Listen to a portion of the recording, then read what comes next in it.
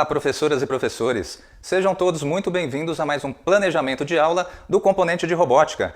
Eu sou o professor Tarcísio, professor da rede, e estou como formador EFAP.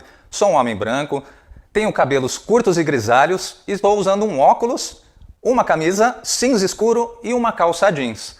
Vamos dar uma olhadinha na tela agora nos objetivos do nosso planejamento de hoje?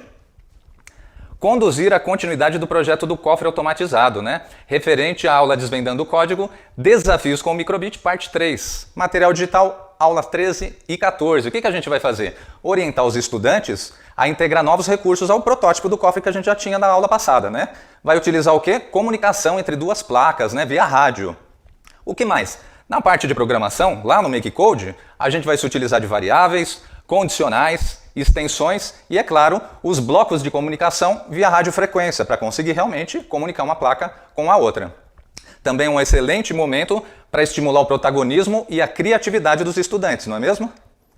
Aqui podemos ver a capa do material digital, referente a essa aula que a gente vai trabalhar hoje juntos. Podemos ver agora o escopo sequência, que é aquele recorte só da habilidade referente a essa aula, E o escopo sequente é um material onde você consegue trabalhar as habilidades com o estudante, Fazer também as diretrizes curriculares serem introduzidas ali na aula que você está trabalhando com eles. Podemos agora ver na sequência o slide contendo conteúdos e objetivos da aula do material digital.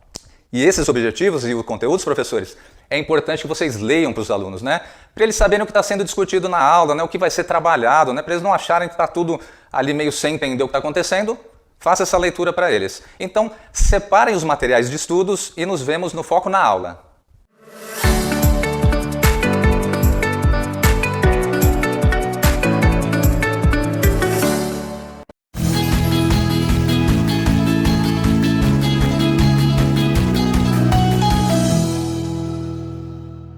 Voltamos, professores.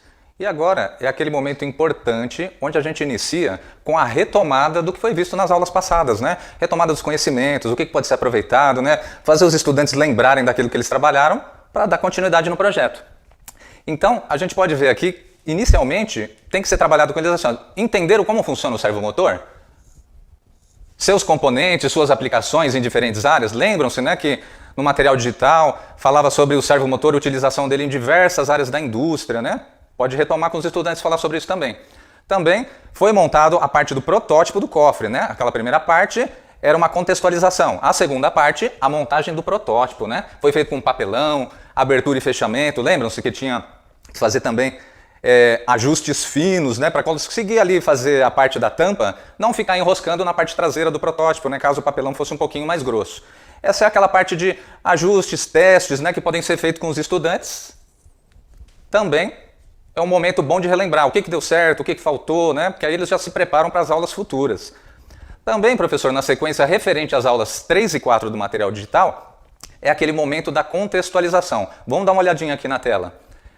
É aquele momento que você pode desenvolver com os estudantes o senso crítico sobre segurança digital, compreendendo as vulnerabilidades de sistemas. Então pode ser trabalhado com isso com os estudantes para eles fazerem aquela ligação do que estão sendo visto ali no material digital com o mundo real. Também explicar a importância de segurança da informação. Porque se os nossos dados pessoais ficarem desprotegidos, a gente pode se comprometer no mundo virtual. Então é um bom momento também para fazer aquela ligação com a estrutura de cofre, que vai oferecer proteção, com a proteção dos nossos dados também. Também é importante destacar que, independente de ter uma criptografia avançada, são os descuidos humanos que fazem que tenha pontos fracos, pontos de risco ali, em alguma situação nossa, da prevenção de dados ali, para a gente conseguir não ter nenhum problema com vazamento de senha, etc. Sempre é a parte humana que acaba falhando em relação a isso. Referente ao slide 5 do material digital, professores, é a parte que a gente vai conectar tudo que a gente foi falado anteriormente com a melhoria, com a segurança que a gente vai colocar agora no protótipo do cofre. E uma dica de Lemov aqui, identifique e localize, em relação a orientar os estudantes a identificar claramente os conceitos e apontar quais são ali, onde se aplica, os exemplos concretos, assim, o que a gente viu na contextualização e o que a gente vai colocar no protótipo do nosso cofre. Referente agora à programação, lembre-se sempre que é necessário entrar no MakeCode com o login institucional, o @aluno. Por que isso, professores? Porque se a gente precisar reutilizar alguma programação, a gente tem lá tudo salvo, né? Os estudantes podem às vezes não lembrar de algum procedimento, algum bloco que utilizou na programação de uma aula passada, e isso é aquela parte de extrema importância, onde vai ser feito toda ali onde a gente vai guardar, né, as programações, onde os alunos vão conseguir visualizar projetos antigos para trabalhar novamente com eles e fazer reutilização de blocos. Como sugestão, temos que você pode fazer uma lista de logins dos estudantes ou mesmo uma etiqueta como essa daqui, ó. Essa etiqueta contém informações muito importantes, que é o RA do estudante, seus e-mails institucionais, sua senha e o que mais? Essa etiqueta pode ser utilizada em diversos outros componentes, né? Não só nas aulas de robótica. Quando os estudantes precisarem utilizar a sala do futuro, eles já têm isso coladinho no caderno, teve algum problema de esquecimento, é só consultar. Professores, agora fiquem com as questões interativas e nos vemos no próximo vídeo.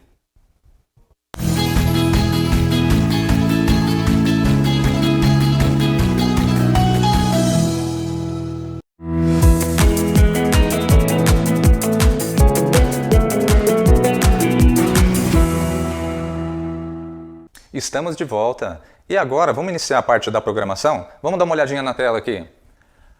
Primeiro, a gente vai programar a primeira placa, né? Porque são duas placas microbits se conversando. Então, vai ser aquela parte de fazer a criação do projeto, né?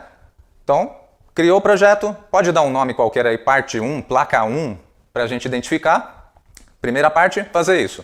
Logo na sequência, vai fazer a instalação da extensão que vai ser utilizada com o componente que a gente vai utilizar. No material digital tem todo o descritivo de quais extensões vão ser utilizadas e os blocos também para se trabalhar com os estudantes, né?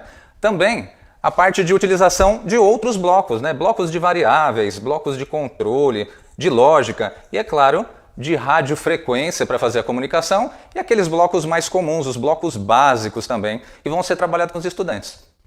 Logo na sequência de programação, você vai carregar a programação para a plaquinha microbit, né? Vai carregar os códigos ali da primeira placa para colocar na primeira shield. Mas primeira shield? Como assim? Exatamente, professores. Nessa parte do protótipo aqui, na parte final, a gente vai utilizar 2 shields e 2 microbits para fazer essa comunicação, para dar certo a parte das extensões, né? Para nenhuma extensão acabar conflitando com a outra. Logo na sequência, a gente vai fazer a conexão daquele cabo de 3 fios no sensor que a gente vai utilizar, que logo mais eu mostro para vocês, e na porta P2 da Shield, né? Tem que ser exatamente na porta P2, porque é a porta que a gente fez a programação, lá no MakeCode. Na sequência, a gente vai posicionar o sensor para cima para a gente efetuar o teste. Vou mostrar para vocês também a seguir. E é claro, testar as programações e os sensores, não é mesmo? E agora, início da programação da segunda placa. Então, mesma coisa. Vamos criar um novo projeto. Parte 2, placa 2, para identificar que agora é referente à segunda placa, né? E a segunda shield. Na sequência também, ó, vamos instalar uma extensão específica de controle para essa segunda placa, para essa segunda shield, e também outros blocos, né? Aqui também blocos de controle, de radiofrequência e até blocos musicais, além dos blocos básicos que a gente sempre utiliza, aqueles mais comuns, né? Do grupo básicos. E aí a gente vai fazer um teste em todo o sistema. Primeiro, carrega os códigos da microbit para a segunda shield, não é mesmo? Estamos trabalhando com 2 shields e 2 microbits. Na sequência, a conexão do servomotor. Onde? No pino S1 da shield, né? Lembrando assim, por que uma hora é no pino P, outra hora o componente é no pino S? Servomotores sempre nos pinos S, ok? Depois vamos testar o sistema e as programações. Mas olha aqui, um ponto de atenção muito importante. Na hora que for configurar na programação os canais de rádio, não pode haver conflito de canais de rádio, porque se deixar os estudantes livres para decidirem quais canais de comunicação eles vão utilizar, pode ter conflito de uma placa de um grupo para outro grupo que está fazendo a mesma coisa. Então, uma dica aqui para você, professora, já definam nas estações de trabalho dos grupos o número do código de rádio ali que eles vão fazer, o canal de rádio que eles vão fazer as comunicações. Vamos dar uma olhadinha agora no protótipo pronto para a gente fazer alguns testes. Vamos ligar aqui os 2 componentes. E o primeiro teste que a gente vai fazer é com o sensor ultrassônico. Esse sensor está programado para quando chegar alguma coisa a 10 centímetros dele, ele vai acionar a microbit e vai aparecer a mensagem decifra-me, para decifrar o código, né? Significa que está tendo uma tentativa de abertura do cofre. E aí você vai colocar o código do cofre. Nesse caso aqui, eu coloquei o código 3, apenas para demonstrar. E vou firmar aqui que é esse código que eu quero. E o que acontece com a outra placa, a outra shield? Tudo deu certo, o servomotor girou. É lógico que esse é o teste inicial, mas o servomotor vai estar acoplado na caixinha do cofre ali para fazer a abertura da tampa, né? Isso que a gente está fazendo aqui é apenas testar as programações para que tudo ali fique ok, né? Para assim não montar depois tudo no protótipo e acontecer alguma coisa. Teve uma falha na programação, foi feita alguma conexão errada. Então, esses testes iniciais, antes de colocar tudo em prática, são essenciais para um bom desenvolvimento da aula. Na sequência, professores, temos também aquela parte de boas práticas, né? O que a gente pode fazer em relação à aula que a gente está trabalhando com os estudantes. Então, gestão de tempo em sala de aula é essencial. Então, você tem que planejar tudo aquilo que vai ser feito, contar com aquelas possibilidades de falhas ali, que a robótica faz parte, né? Erra, acerta, testa, tenta de novo, então você tem que planejar até com esse tempo extra. O que mais? Sempre aconselhável fazer um mapa de posicionamento dos itens utilizados. Por exemplo, se você estiver trabalhando com materiais úmidos e os componentes do kit de robótica, não é aconselhável que eles fiquem muito próximos, né? Então você pode sempre definir com os estudantes um local apropriado para deixar esses materiais úmidos, um outro cantinho para deixar as ferramentas, num terceiro ponto ali os componentes que vão ser trabalhados naquela aula. Isso também é sempre muito importante e pode ser feito em todas as aulas. Sempre também tomando um cuidado especial com o microbit e os outros componentes e uma atenção especial à shield e à bateria, né? Tem que tomar muito cuidado com esses componentes. Por quê?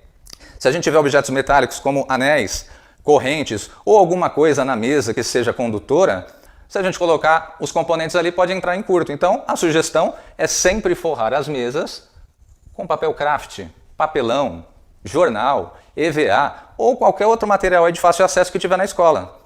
Um ponto também importante, professores, é que todas as dúvidas que vocês possam ter, lá no YouTube tem sempre os tutoriais de programação, tutoriais de prototipagem, tutoriais sobre os componentes do kit de robótica, sempre ao final do material digital, e ao final desse material aqui também tem os links com todos esses canais onde você pode verificar e tirar as dúvidas em relação a isso. Outra coisa importante, a atividade na prática, né?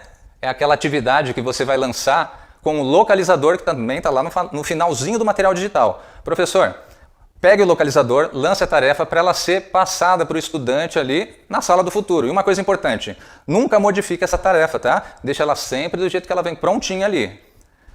Aqui temos, como eu disse, as playlists dos tutoriais. E professor, é muito importante que você deixe sua opinião aqui no final do nosso planejamento sobre o que pode ser melhorado, aprimorado, para a gente fazer um planejamento cada vez melhor para todos, né? Então, eu fico por aqui, professores, e vocês ainda têm umas questões para responder no finalzinho. Até mais!